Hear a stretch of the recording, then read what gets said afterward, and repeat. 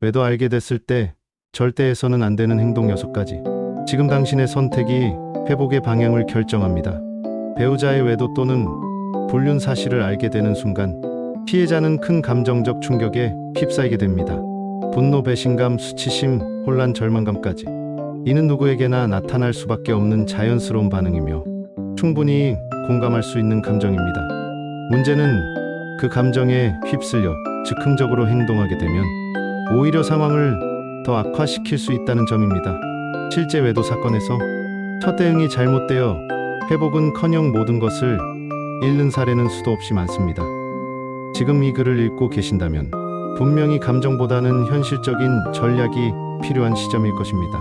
지금부터 외도 사실을 알게 되었을 때 절대로 해서는 안 되는 행동 6가지를 차분히 짚어보겠습니다. 첫 번째, 감정적으로 집을 나오는 행동. 배우자의 외도를 확인하고 이런 인간과는 더는 못 살겠다며 짐을 싸서 집을 나오는 분들이 종종 있습니다. 하지만 이는 감정적 해소일 뿐 전략적으로는 치명적인 실수가 될 수 있습니다.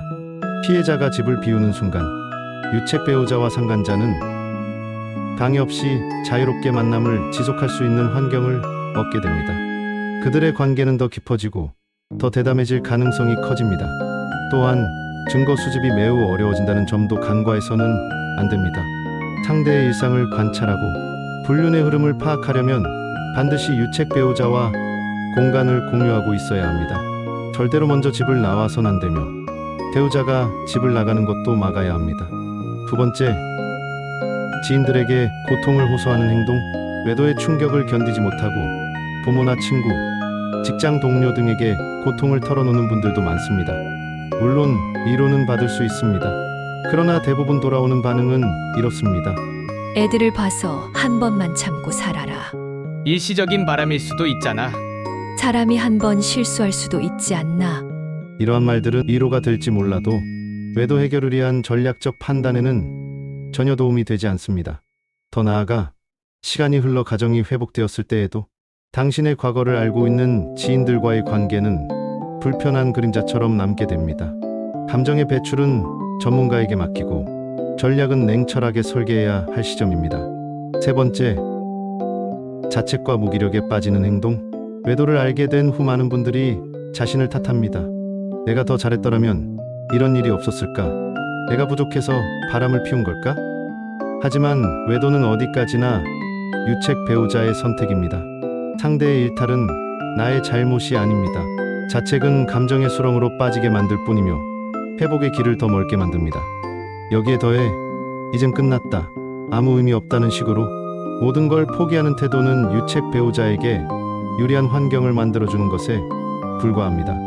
지금은 슬퍼할 시간이 아니라 증거를 수집하고 행동 방향을 설정해야 할 시점입니다. 네 번째, 사랑이 아닌 집착으로 접근하는 행동. 외도를 알게 된 후 상대를 붙잡기 위해 과도하게 매달리거나 감시하려는 행동은 사랑이 아니라 집착에서 비롯된 것입니다. 외도 상대와 비교당할지도 모른다는 심리, 경쟁자가 등장했다는 불안감은 피해자로서의 위치를 더욱 불리하게 만듭니다. 상대의 관심을 끌기 위한 감정적 행동은 자존감마저 파괴할 수 있기에 반드시 경계해야 합니다. 다섯 번째, 배우자 가족의 외도 사실을 알리는 행동. 많은 분들이 배우자의 부모나 형제에게 이 상황을 알리고 공정한 중재나 사과를 기대하지만 현실은 그렇지 않습니다. 팔은 안으로 굽기 마련이고 내가 털어놓은 이야기는 대부분 유책 배우자에게 그대로 전달됩니다. 게다가 이미 배우자는 당신을 가정의 문제를 키운 사람으로 묘사했을 가능성이 높습니다. 배우자 가족은 전략적으로 활용해야 할 대상일 뿐 감정적으로 먼저 알리는 건 최악의 수입니다. 여섯 번째, 준비 없이 이혼을 결심하는 행동. 외도 사실을 접하자마자 이혼할 거야 라고 선언하는 경우가 많습니다. 그러나 이혼은 단순한 감정적 결단으로 해서는 안 됩니다. 법적 권리 확보, 자녀 양육 계획, 증거 수집, 심리적 회복 등 여러 가지 요소들이 면밀하게 준비된 후에 이혼이라는 전략을 선택해야 합니다. 섣부른 감정 표출은 오히려 본인의 법적 지위나 협상력을 악화시킬 수 있습니다. 결론입니다. 외도는 누구에게나 큰 고통입니다. 하지만 그 고통을 어떻게 마주하고 어떻게 대응하느냐에 따라 회복의 방향은 완전히 달라집니다.